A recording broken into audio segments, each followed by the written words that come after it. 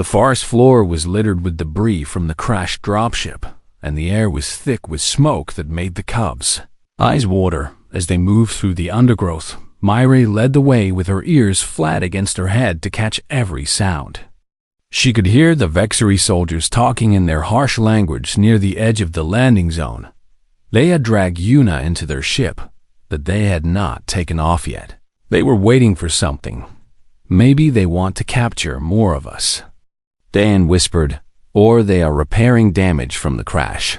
Jinho suggested. It does not matter why, Mireille said quietly. It only matters that we have time. She crouched behind a fallen tree and studied the scene before them. The Vexery dropship was larger than she had expected, with a wide loading ramp at the rear, where 2 guards stood watch. 6 more raiders were scattered around the perimeter, and another 2 were inside the ship, with Yuna 8 soldiers against 4 cubs. The math was impossible, but instructor Yuna had taught them that impossible things became possible when you work together. We cannot fight them, Mireille said, so we need to be smarter.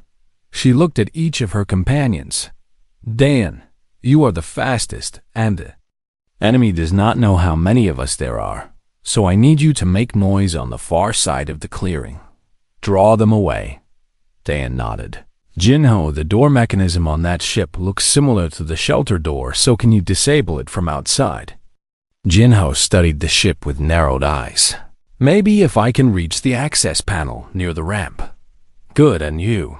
Mireille turned to the 4th cub, whose name she had finally learned was Hyunwoo. I need you to help me get inside once the guards are distracted. What do we do when we get in? Hyunwoo asked. We free instructor Yuna and we run. It was not much of a plan, but it was all they had. Dan disappeared into the forest without a sound. They waited. Then a crash echoed from the far side of the clearing as Dan knocked over a stack of supply crates. The Vexery guards snapped to attention, and 4 of them moved to investigate. There, one of them hissed an accented galactic common. More cubs and the commander will pay extra for. A second one. They vanished into the trees, leaving only 4 guards behind, but 4 was still too many. Mireille was about to signal a retreat when something unexpected happened. A roar echoed across the clearing and Elder Instructor Voroth burst from the forest with 6 more Karathi warriors at his back. The remaining Vexery turned to face this new threat, and chaos erupted. Now, Mireille shouted. The cubs sprinted toward the ship, while the adults clashed in combat behind them. Jinho reached the access panel and began working on the door mechanism with the same determination he had shown at the shelter. Mireille and Hyunwoo climbed the loading ramp and found themselves face to face with the 2 Vexery guards who had stayed inside for one terrible moment. Nobody moved. Then Hyunwoo did something that surprised everyone, including himself. He screamed. It was not a battle cry or a call for help, but a raw primal scream of pure terror that he had been holding inside since the attack began. The sound was so unexpected and so loud in the confined space that the Vexery guards flinched. Mireille did not waste the moment. She dove between the legs of the nearest guard and rolled toward the back of the ship where Yuna lay bound and unconscious on the floor. The guard spun to grab her, but Hyunwoo tackled his legs with all the strength his small body could manage. It was not enough to bring the Vexery down, but it was enough to slow him. Outside, Jinho finally cracked the door mechanism and the loading ramp began to close. The second guard realized what was happening and ran for the exit, but he was too late. The ramp sealed shut with him still inside. Mireille reached Yuna and began tearing at the restraints with her claws. Wake up, she pleaded. Please wake up, instructor. Yuna's eyes fluttered open. She looked at Mireille with confusion, and then with something that might have been wonder. You came for me, she whispered. You are family, Mireille said simply. We protect each other. A heavy hand grabbed Mireille by the scruff of her neck and lifted her off the ground. The Vexery guard snarled into her face, and his breath was foul and his grip was crushing. Stupid cub, he growled. You should have stayed hidden, Mireille. dangled helplessly in his grip. But she was not afraid, because she had seen something the guard had not. Yuna was free. The human moved with a speed that seemed impossible for someone who had been unconscious moments before she swept the guards. Legs out from under him and caught my ray before she could hit the floor. The guard tried to rise, but Yuna was already on him, and she pressed her thumb into a spot on his neck that made his body go limp. Pressure point, she explained to the staring cubs. Humans are not as soft as we look. The second guard charged at them, but Jinho had managed to get back inside the ship through the maintenance hatch, and he dropped onto the Vexery's head from above. It was not a graceful attack, but it was enough to distract the guard long enough for Yuna to repeat her pressure point technique. Silence fell inside the ship. "Is everyone okay?" Yuna asked. The cubs nodded with wide eyes. "Then let us go home." They emerged from the ship to find the battle. Vorath stood in the center of the clearing with Vexery bodies scattered around him and his chest heaving from exertion. He stared at Yuna and the four cubs with an expression that might have been shock or might have been something else entirely. "You followed them," Yuna said. "I tracked them the moment they left the shelter," Vorath admitted. "I expected to find their bodies." He looked at the cubs with new eyes. "Instead, I found them saving you." Daeon emerged from the forest with a sheepish expression. "I may have led those guards into a swamp," she reported. "They will be stuck there for a while." Vorath made a sound that might have been a laugh. The reinforcements arrived shortly after, and the remaining Vexery were captured or driven off. The academy was saved. In the aftermath, as medics tended to wounds and engineers repaired damaged buildings, Vorath approached Yuna. He lowered himself to one knee before her.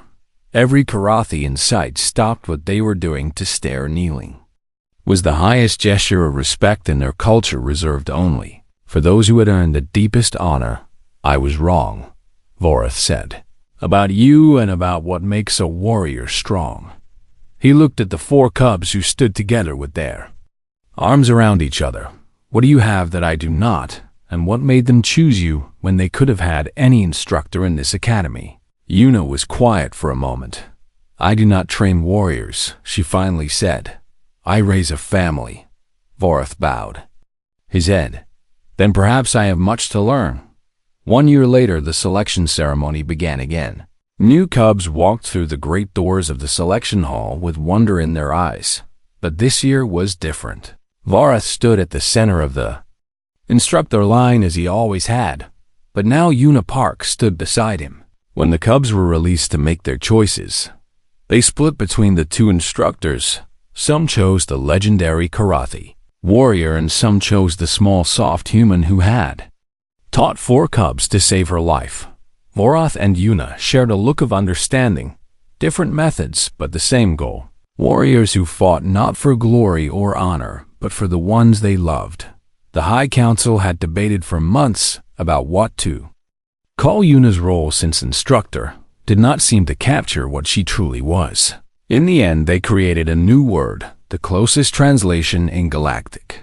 Common was one who teaches the heart to be brave, and on the memorial stone erected to honor those who had defended the academy during the Vexery attack, 4 names were carved at the very top: Mireille and Jinho, and Daeon and Himwu cubs, who had proven that the smallest warriors could have the largest hearts. Below their names was an inscription that would be taught to every student who passed through the academy for generations to come. Family is not blood, but choice, and love is the strongest weapon in the universe. Yuna read those words every morning as she walked to her training ground. And every morning she smiled, because she knew that somewhere out in the galaxy, her cubs were making the universe a little braver, one heart at a time. The protective barriers hummed to life around the main academy buildings as Karathi warriors took up defensive positions in every entrance. Vexery dropships screamed through the atmosphere, leaving trails of black smoke and fire as the defense cannons tried to bring them down before they could land.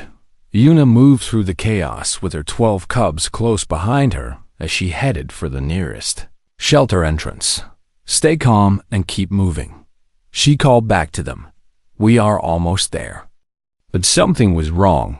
As they rounded the corner of the eastern dormitory, Yuna stopped suddenly and counted the small figures behind her. Where are Mai-Ray and Jinho and Dayan? The cubs looked around in confusion and fear. They were right behind us, one of them said. "I saw them when we left the training ground." A cold feeling settled in Yuna's stomach. She looked back the way they had come and saw the barrier field shimmering into place between her and the training grounds where she had last seen the 3 missing cubs. "Get inside," she told the remaining 9. "Find Instructor Quan and stay with the group until I return." "But Instructor, now." The cubs obeyed and disappeared through the shelter door as Yuna turned and ran toward the barrier. She reached the shimmering wall of energy just as it solidified into an impassable field.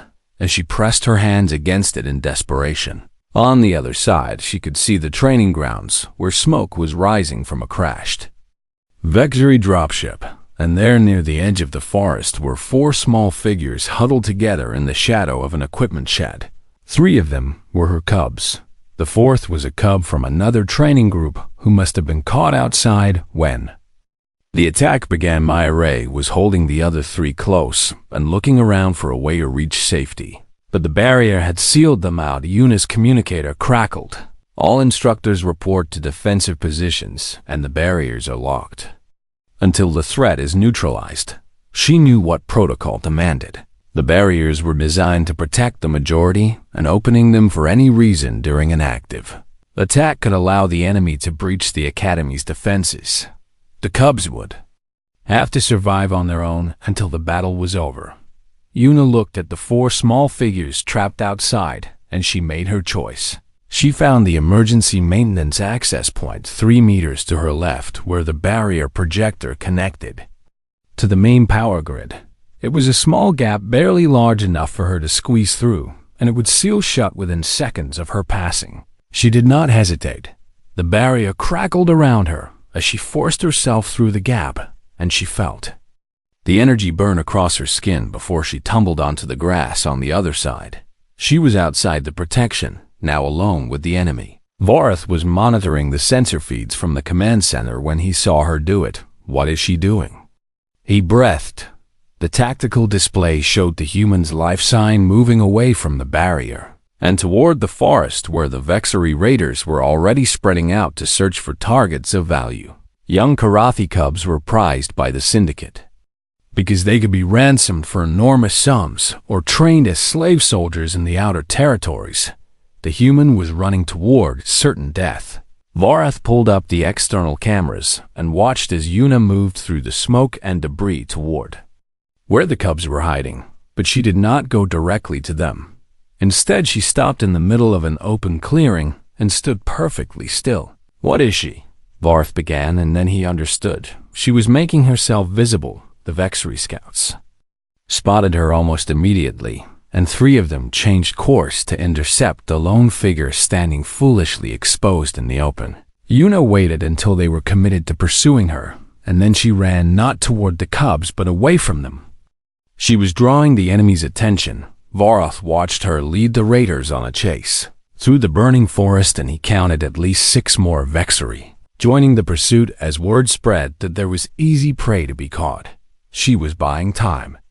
On another screen, he watched the 4 cubs realize what was happening. Mai-Ray, the quiet one who had lost her mother, was taking charge. She gathered the others and pointed toward the emergency shelter on the far side of the training grounds. It was a small reinforced bunker designed to protect students during severe weather, and it had its own independent barrier generator. If they could reach it, they would be safe. The cubs began to move. Vorath had never seen anything like what happened next. They moved as a single unit, with each cub playing a role that seemed to have been rehearsed 100 times. Dan, the strongest, took point and cleared obstacles from their path.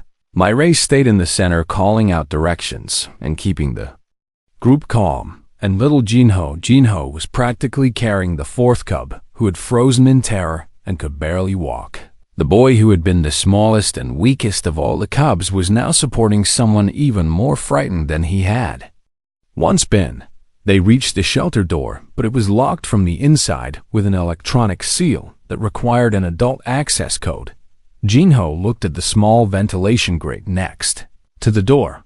"I can fit through that," he said, "if I can get inside. I can open the door from the other side." "It is too dangerous," Mireille said. "You are the only one small enough," Jinho replied. "And Instructor Yuna said we protect each other no matter what." He pulled the grate free and squeezed into the narrow. Ducked before anyone could stop him. The others waited in agonizing silence as crashes and explosions echoed across the grounds. Then the door clicked and swung open, and Jinho stood on the other side with dirt on his face and triumph in his eyes. "Get inside," Mireille ordered, and the cubs rushed through the door. But Mireille did not follow them. She stood in the doorway, looking back across the training grounds toward the forest where Yuna had disappeared. "Mireille, come inside," Daeon called. "They caught her," Mireille said in a hollow voice. Through a gap in the trees, they could see Vexery raiders dragging an unconscious human toward their dropship. Yuna's hands were bound and blood matted her dark hair. "She saved us," Jinho said quietly. "She let them catch her so we could escape." The cubs stood in the sheltered doorway and watched helplessly as the enemy prepared to take their instructor away. Mireille's hands curled into fists. "We go," she said. "What?" Daeon asked. "She came for us when no one else would, and she let herself be captured so we could live, and now we go for her." "That is crazy," said the fourth cub, who had finally recovered enough to speak. "We are just cubs, and they are Vexery soldiers." Mireille turned and looked at each of them in turn. "Instructor Yuna taught us that family means we protect each other, no matter what, and she is our family." She took a breath. "I am going, and you can stay here if you want, but I will not leave her." Jinho stepped forward. "I am with you." Daeon nodded. "Me too." The fourth cub hesitated and then set his jaw. "I barely know her, but she did not leave me behind, so I will not leave her either." Mireille allowed herself one small smile. "Remember what she taught us about fear. It tells us we have something worth protecting," Jinho recited. "Then let us go protect it." The four cubs slipped out of the shelter and disappeared into the smoke and chaos. They were small and they were young, and they had no weapons, but they had each other, and they had a family to save.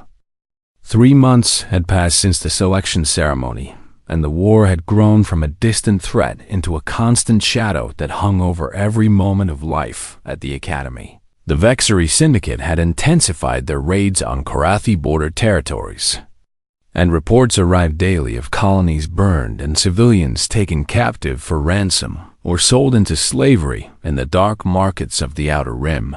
High Counselor Taejun had ordered all training accelerated to prepare the cubs for the possibility that they might face real combat before their education was complete.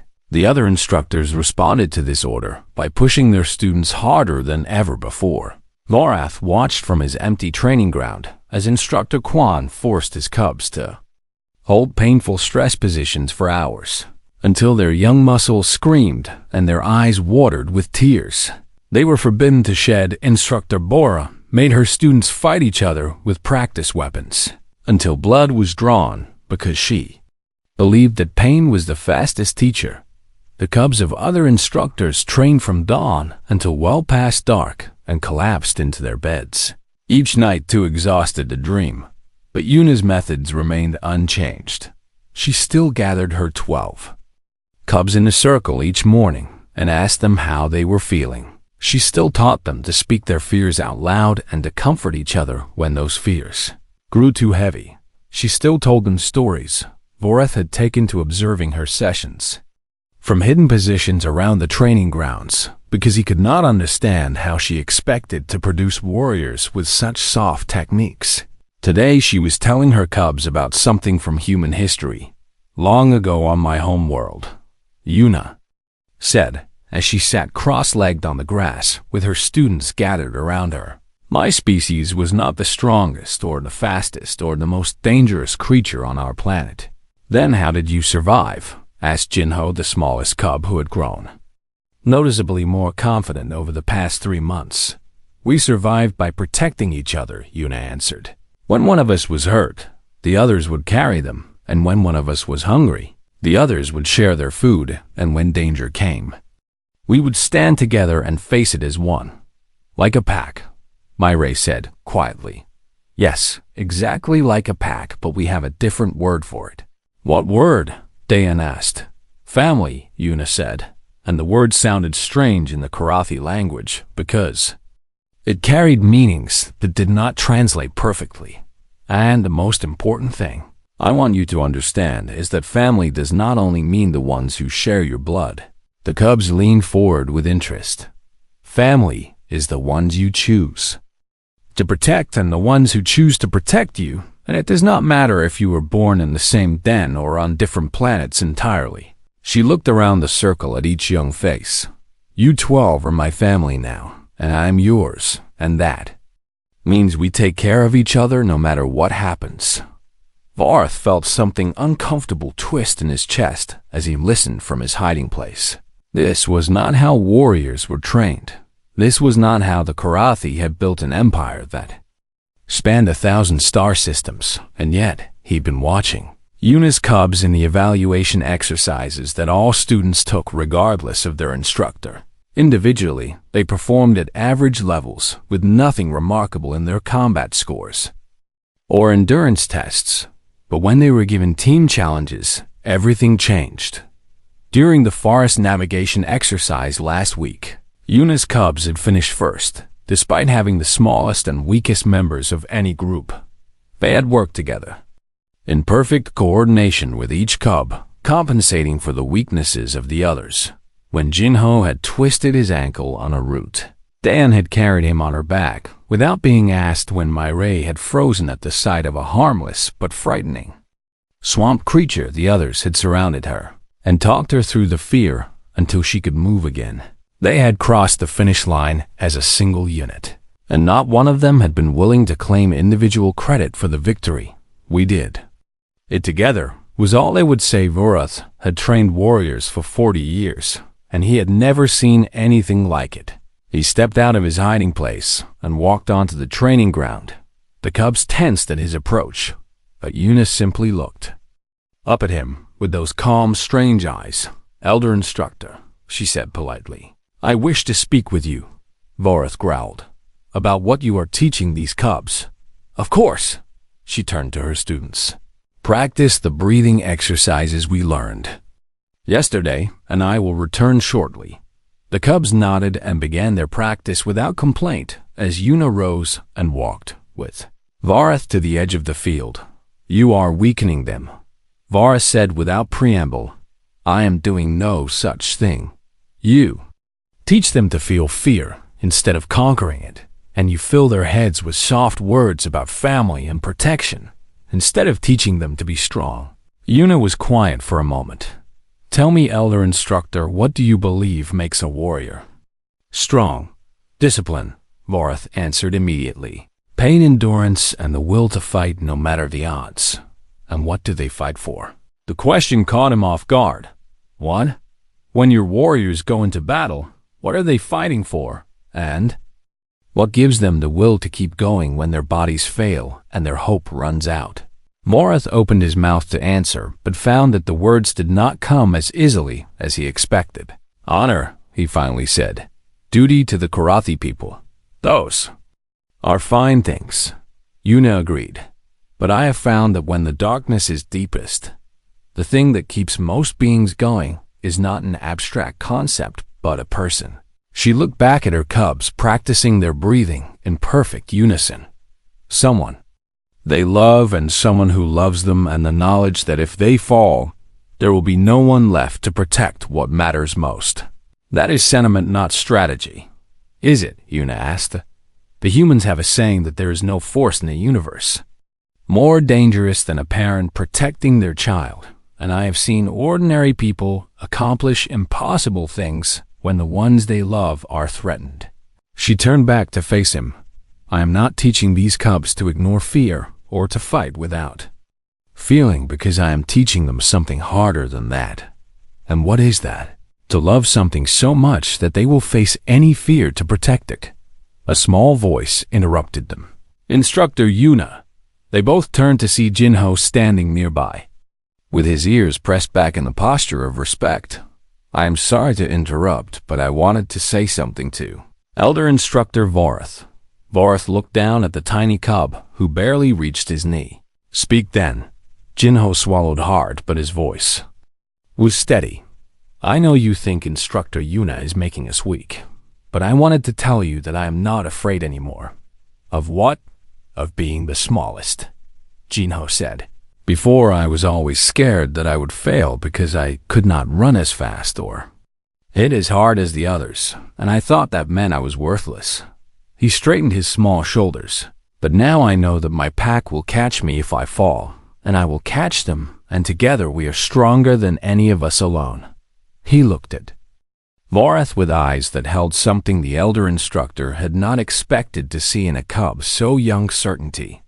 That is not the Karathi way, Vorath said, but his voice lacked its usual force. Maybe it should be. Jinho replied simply. He gave a respectful bow and returned to his fellow cubs. Vorath stood in silence, watching them practice, and he could not find the words to argue with what he had just witnessed. The alarm sirens shattered the moment. Red lights began flashing across every building, and a voice boomed from the loudspeakers with urgent panic. Alert level 1 and all personnel to defensive positions immediately, because we have Vexury raiders inbound to the academy grounds. Vorath's blood went cold. This was not a drill. The enemy had come to them.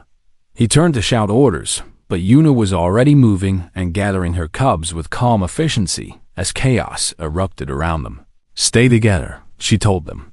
Remember what we practiced and trust each other. Explosions bloomed in the sky above as the Academy's defense cannons opened fire on incoming Vexury dropships. The war had finally arrived at their door. The investigation began the very next morning when a team of Karathi scientists arrived at the Academy with scanning equipment and questions that seemed endless in their variety and suspicion. Yuna submitted to every test without complaint. They scanned her body for hidden technology and found nothing. They analyzed her voice for hypnotic frequencies and found nothing. They examined her clothing and her quarters and her personal belongings for any device that could influence young minds, and they found absolutely nothing at all. High Counselor Tejan observed the final round of testing with his arms folded and his expression troubled. She is clean, the lead scientist reported with obvious frustration in his voice. There is no evidence of any external influence or manipulation of any kind. Then how do you explain what happened? Tejan demanded. The scientist had no answer. Meanwhile, the cubs themselves were questioned in separate rooms by trained investigators who specialized in uncovering truth from the young. The answers they received only deepened the mystery. She felt warm, said a cub named Jinho, who was the smallest of the 12 and had always struggled to keep up with his peers in physical training. What do you mean by warm? The investigator asked. Jinho struggled to find the words. When I stood near the other instructors, I felt cold inside, like standing in shadow. But when I walked toward the humans, something changed, and I felt like the sun was shining on me from the inside. Another cub named Dan gave a similar answer. I was scared when I walked into the hall because I knew everyone was watching and judging and waiting for me to make the right choice. But when I got close to her, the fear went away and I felt safe, like nothing bad could happen as long as I stayed near her. Myray, the cub whose mother had died, refused to speak at first. She sat in silence with her ears flat against her head until the investigator finally gave up and left the room. Only then did she whisper something to the empty air. She smells like my mother did before the war. The investigators compiled their reports and presented them to the council, and no one knew what to make of any of it. Karathi parent Sianho arrived at the academy 3 days after the ceremony with fury burning in his golden eyes. He was a decorated veteran of the border wars, and his family had produced warriors for 15 generations without interruption. His daughter Myra would not be the one to break that tradition by training under some alien creature who had no business standing among Karathi instructors. "I demand to speak with the human," he growled at the academy administrator who met him at the gates. "I will make her understand that my daughter requires a proper Karathi mentor." The administrator led him to the training grounds where Yuna was conducting her first official session with the 12 cubs. Xianho stopped at the edge of the field and watched. With critical eyes that searched for any weakness or failure he could use to justify removing his daughter from this absurd arrangement. What he saw confused him. The cubs were not running drills or practicing combat forms or enduring the pain resistance training that every Karathi warrior learned from the earliest age. Instead, they were sitting in a circle on the grass while the human spoke to them in her quiet voice. "Fear is not your enemy," Yuna was saying. "Fear is a messenger that comes to tell you something important about the world around you, and if you learn to listen to it instead of hiding from it, you will understand yourself better than you ever thought possible." One of the cubs raised his hand, but Instructor Kwan said that fear is weakness and that true warriors feel nothing when they face danger. Yuna nodded slowly. Many people believe that, and there is some truth in it, because a warrior who freezes in fear cannot protect anyone. But I want to teach you something different. She paused and looked around the circle at each young face. The bravest people I have ever known were not the ones who felt no fear, but the ones who felt fear and acted anyway, because they knew that something mattered more than their own safety. Xianho felt his claws retract slightly as he listened. What could matter more than survival? Another cub asked, "The people you love." Yuna answered simply, "The ones you have promised to protect and the world you want to build for those who will come after you." She smiled, and it transformed her plain alien face into something almost warm. Fear tells you that you have something worth protecting, and that is a gift, not a weakness. Xianho was about to step forward and interrupt this nonsense when he heard something that froze him in place. Laughter. His daughter Myra was laughing. She sat in that circle with her head thrown back and her small fangs showing, and she laughed at something one of the other cubs had said. Xianho had not heard that sound in 2 years. Not since her mother's body had been returned to them wrapped in the flag of the Karathi Defense Force.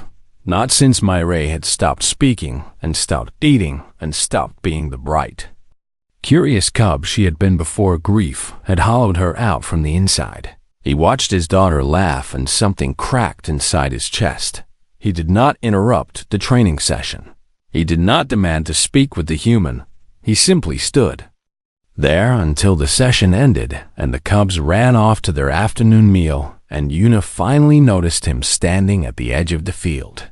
"You are Moray's father," she said as she walked toward him with no fear in her posture despite his size and his obvious military bearing. "I am," he managed to say. "I expected you to come sooner, and I want you to know that I will answer any questions you have about my methods or my intentions." Xianho looked at her for a long moment. "What did you do to my daughter?" "I did nothing except listen when she wanted to talk and stay quiet when she did not. That cannot be enough." Yuna tilted her head in that strange human way. Sometimes it is exactly enough, and sometimes it is more than anyone else is offered. She glanced toward the dining hall, where the cubs had disappeared. "Your daughter carries a wound that is not healed, and I cannot heal it for her, but I can sit with her while she heals herself." Xianho had no response to this. He turned and walked away without another word, but he did not go to the council to file a complaint. He did not demand his daughter's reassignment. He simply left the academy and returned home with his thoughts churning like a storm that had not yet decided whether to bring destruction or reign. Elder Instructor Varth watched Xianho leave from his position on the high balcony overlooking the training grounds. He had expected the father to be an ally in his campaign against the human bud. Clearly something had changed the man's mind. Varath would have to find another way. He descended from the balcony and made his way to a concealed observation point where he could watch Yuna's afternoon training without being seen. He would find her weakness. He would prove that she was unfit to train Karathi warriors. He would expose whatever trick she was using to deceive everyone around her. But as he watched her teach the cubs to name their fears out loud and to comfort each other when those fears became too heavy to carry alone, Varath felt something stir in his memory, something from long ago, when he had been a cub himself and had wished for someone to tell him that being afraid did not make him worthless. He crushed that memory. Before it could fully form, the past was dead, and only the future mattered. An alarm suddenly blared across the academy grounds, and red lights began flashing on every building. Varath's communicator crackled with an urgent message from the defense. Command. All personnel be advised that a Karathi patrol ship has been attacked near the Academy's star system, and we are raising alert status to level 3 with immediate effect. The Vexery Syndicate, they had been raiding border territories for months, and now they were getting bold enough to strike near the heart of Karathi space. Varath looked down at the training field, where Yuna was calmly gathering her cubs and leading them toward the safety shelters. War was coming, and those cubs might need to become warriors far sooner than anyone had planned. The morning sun broke through the ancient trees of Velith 4 and painted the stone courtyard in shades of gold and amber that seemed to set the very air on fire with warmth in promise of the ceremony to come. Elder Varath stood at the center of the selection hall with his massive arms crossed over his chest, and his mane groomed to perfection for this most sacred of days that came only once each year to the Karathi Academy of Young Warriors. 12 cubs would enter this hall today, and each one would walk among the instructors and choose the mentor who would shape them into the warriors they were destined to become. This tradition had remained unchanged for 3,000 years, and Varath had participated in it for the last 40 cycles as the most decorated trainer the Academy had ever produced.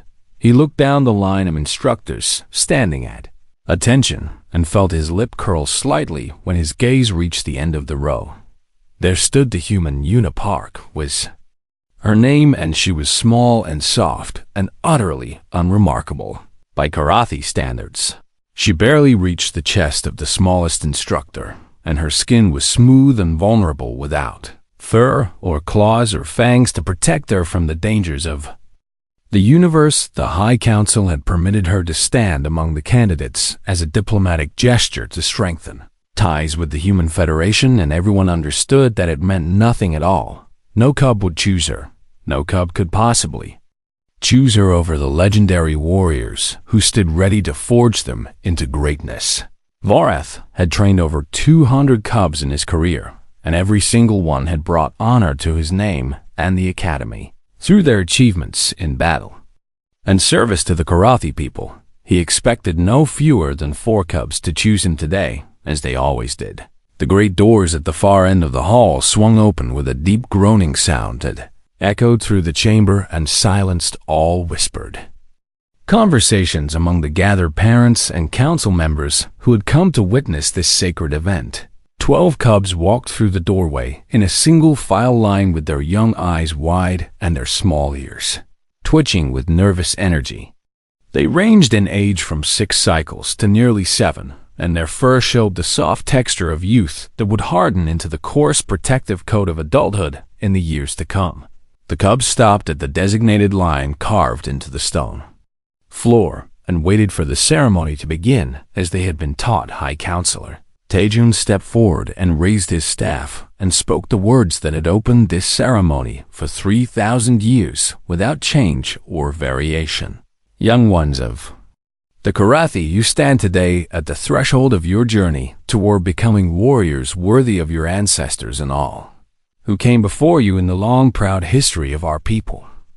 The cubs listened with varying degrees of attention as some fidgeted, and others stood perfectly still. Before you stand the instructors of this academy, and each one has proven their worth through blood and sacrifice and dedication to the training of those who will carry our legacy into the future.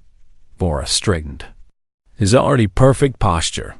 You will now walk among them and choose the one who will guide you for the next 4 years of your life. And know that this choice is sacred and cannot be undone once made. The High Counselor lowered his staff. Choose wisely, young ones, and may your ancestors guide your steps. The cubs began to move. Vorath watched them approach with the confidence of long experience, and he noted which ones looked at him with eyes and which ones seemed drawn to the other instructors. A small female cub named Mireille caught his attention because she moved differently than the others, with a hesitation in her step that spoke of uncertainty and perhaps fear. He had read her file and knew that her mother had died in battle 2 years ago, and that she had struggled with her training ever since that loss. She would need a firm hand to shape her into the warrior her bloodline demanded. Vorath prepared to welcome her, and the others who would surely choose him, but Mireille walked past him without stopping. She walked past Instructor Quan, who had led the defense of the Northern Territories. She walked past Instructor Bora, who had killed a Vexery war chief in single combat. She walked past every single Korathi instructor in the line and stopped at the very end where Una Park stood with her hands clasped behind her back and her strange, flat face calm and patient. Mireille sat down at the human's feet. A murmur rippled through the gathered crowd. But Vorath dismissed it as an anomaly and a strange choice by a troubled cub who did not know what was good for her. Then the next cub walked past him, and the next. And the next. One by one, every single cub in the line walked the full length of the instructor row and sat down at Una Park's feet until all 12 of them had gathered around her like she was their mother returning from a long journey. The hall fell completely silent. Vorath stared at the scene before him and felt something cold settle in his chest that he had not experienced in decades. He had received no cubs. For the first time in 40 years of service to this academy, not a single young Korathi had chosen him as their trainer. He looked down the line at his fellow instructors and saw the same shock and confusion on their faces that he felt burning in his own heart. High Counselor Tejan stood frozen with his staff still raised, and his mouth slightly open, as if the words he needed to speak had fled from his mind entirely. The parents in the crowd began to whisper, and then to speak louder, and then to shout questions and demands for explanation. "What is the meaning of this?" one father roared as he pushed forward through the crowd. "My son was supposed to train under Instructor Vorath, as I did, and my father before me." Other voices joined his in a rising chorus of anger and bewilderment. Vorath stepped forward and pointed at Una with one clawed finger. "You have done something to them, human, and I demand to know what trick or technology you have used to corrupt the minds of these cubs." Una looked at him with those strange round eyes that showed no fear and no guilt and no explanation. "I have done nothing," she said in her quiet voice that somehow carried through all the shouting. "I stood where I was told to stand, and the cubs made their choice." "Impossible," Vorath snarled. "This is impossible." "High Counselor." Tejun finally recovered his voice and slammed his staff against the stone floor 3 times to demand silence. The crowd gradually quieted, though the tension in the air remained thick enough to taste. "This ceremony has proceeded according to all laws and traditions," the High Counselor said slowly, as if working through the words for the first time. "The cubs have made their selection." "Then invalidate it," Vorath demanded. "Declare the ceremony void and begin again tomorrow." Tejan shook his head with a heaviness that seemed to age him several years in a single moment. "I cannot, and you know this as well as anyone, Vorath, because the law is clear and has been clear since the founding of this academy 3,000 years ago." He turned to face the crowd. "The choice of the cubs is sacred and cannot be overturned by any power in the Karathi territories. Varath felt his claws extend involuntarily as rage and humiliation warred within his chest. He looked at Unipark and at the 12 cubs sitting peacefully at her feet, and he made a silent vow he would discover what she had done. He would prove that this human had no place among the proud warriors of the Karathi, and he would see her removed from this academy before she could corrupt another generation of their young. The ceremony was over, but Varus knew that the real battle had only just begun.